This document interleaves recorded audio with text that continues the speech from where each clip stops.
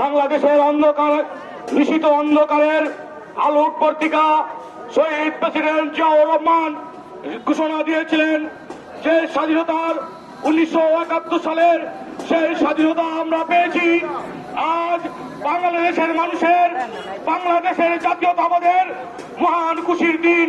সংগ্রামী নেতৃবৃন্দ, টাঙ্গাইল উপজেলা বিএনপির বিভিন্ন অঞ্চল থেকে যে সমস্ত নেতৃবৃন্দ আপনারা এসেছেন, আপনাদেরকে উপজেলা বিএনপির যুবদল, স্বেচ্ছাসেবক দল, শ্রমিক দল, মহিলা দলের পক্ষ থেকে জানাই রক্তিম লাল গোলাপ শুভেচ্ছা।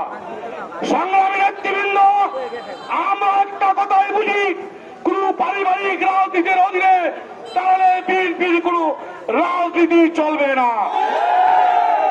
আমরা শহীদ জিয়ার আদর্শের সৈনিক।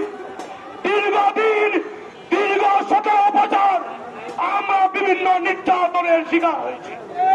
বিএনপির নেতৃবৃন্দ ঘর ছাড়া হয়েছে, খুন কম হয়েছে, মামলা খেয়েছে, বিএনপিকে ছাড়া নাই।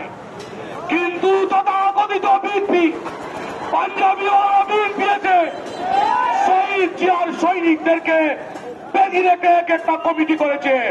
সেই কমিটির অধীনে আমরা কোন নির্বাচনে যাব না। ইতিমধ্যে